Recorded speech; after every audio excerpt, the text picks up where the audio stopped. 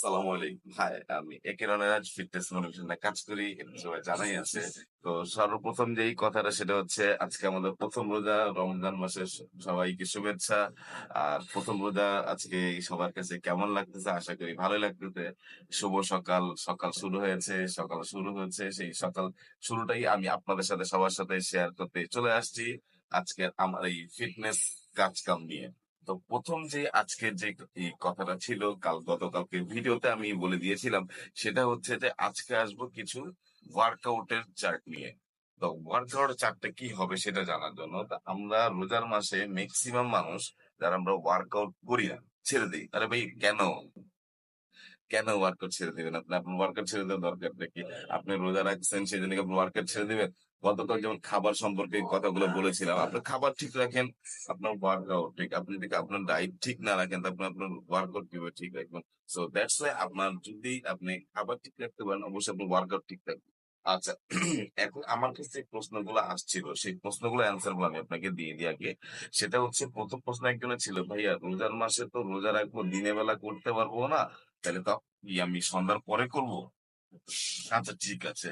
এখন বড় কথা হচ্ছে রোজার মাসে রোজা রাখবেন, দিনের বেলা করতে পারবেন না।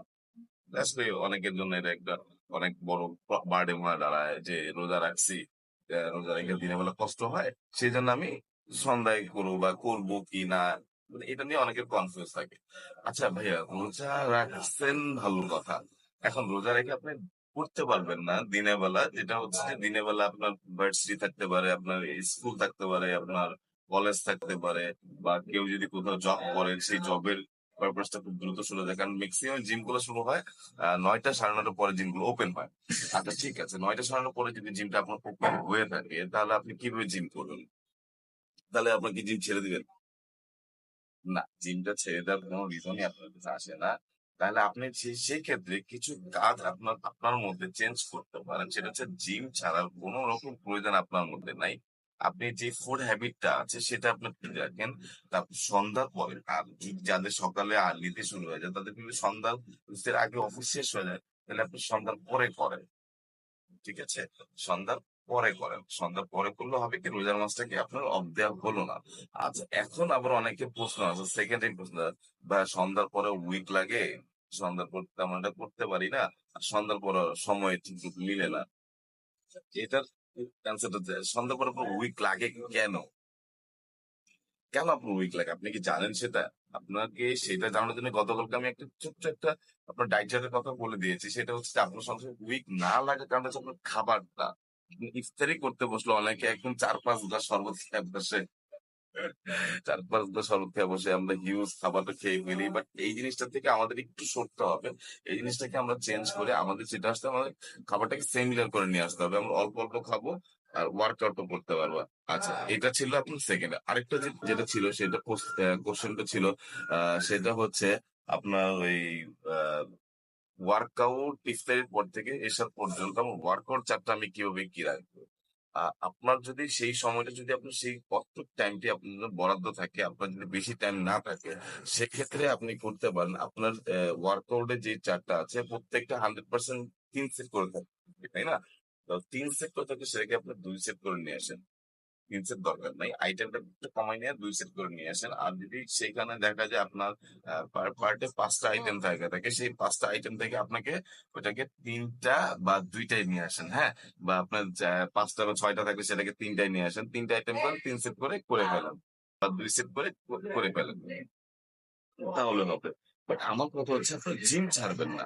জিমটা কেন ছাড়বেন? ও আচ্ছা, আরেকটা কোশ্চেন আছে ভাই, আমি দিনের বেলা ওয়ার্কআউট করতে পারবো? দিনের বেলা ওয়ার্কআউট করলে আমার কি কষ্ট হবে?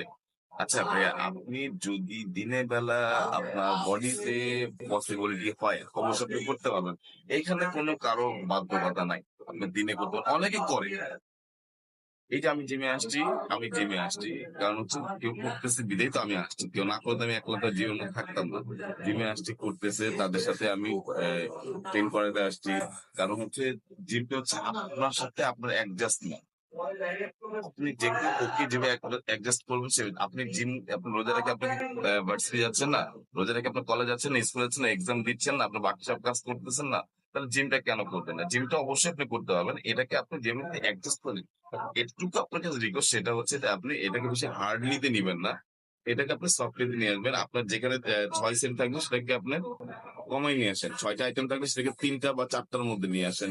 যদি 5টা আইটেম থাকে সেটাকে 2টা বা 3টার মধ্যে নিয়ে আসেন। যদি আপনার 3 সেট করে মারার থাকে সেটাকে আপনি 2 সেট করে নিয়ে আসেন।